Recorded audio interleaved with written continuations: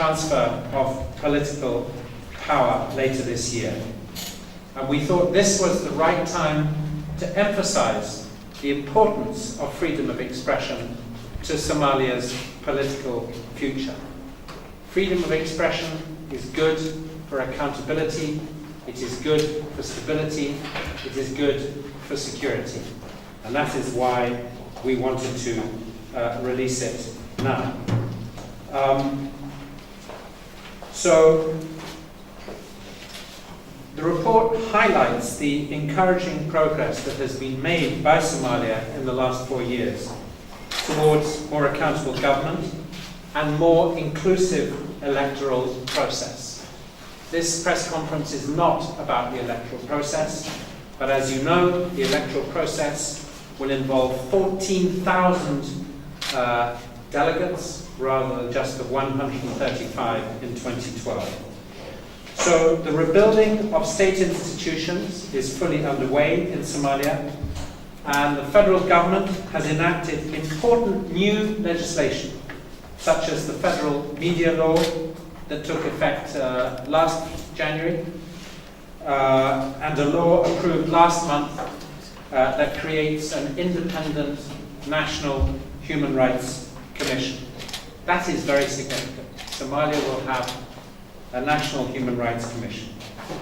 And the report found that the state formation process in recent years has been characterized by multiple consultations and received wide media coverage without any apparent censorship. In other words, Somalis are finding ways to talk publicly, more widely, more people are talking, more people are joining the national conversation, and that is very important. There's also social media, of course, as well as people meeting physically. But despite such achievements, there are still too many examples of the denial of freedom of expression. The UNSOM Human Rights and Protection Group, headed by Kirsten beside me, has documented the killing of 30 journalists and media workers in Somalia between 2012 and this year. 2 of the victims were women, and 10 of the deaths have been attributed to Al-Shabaab militants. UNSOM has also recorded 120 instances of arbitrary arrest and detention of journalists, media workers, and owners of media outlets by members of the security forces between January 2014 and July 2016. And half of these cases occurred in Somaliland alone. Attacks, threats of attacks, and other forms of harassment muzzle journalists by promoting self-censorship on politically sensitive issues like corruption in government and human rights violations. And while the killings, beatings, and harassment of journalists receive press coverage and are highlighted, quite rightly, by media organizations and human rights defenders, Somali authorities rarely investigate these cases thoroughly, and nor are those responsible prosecuted. Violence against political leaders restricts freedom of expression and undermines efforts to establish democratic space in this country. Since 2012, 18 members of parliament have been assassinated. 18 out of 275 have been assassinated, including 1 female lawmaker. This report concludes with a series of recommendations, and let me just highlight a few of them. The federal government should review and withdraw laws and practices that currently restrict and endanger the right to freedom of expression. The federal government should bring the country's 2016 media law in line with regional and international norms and standards. The AU sets a very high bar, the UN does too, so do countries in the region, and so should Somalia. The country's next federal parliament should repeal laws that criminalize the dissemination of false news, because these laws lend themselves to broad and arbitrary interpretation by the security forces.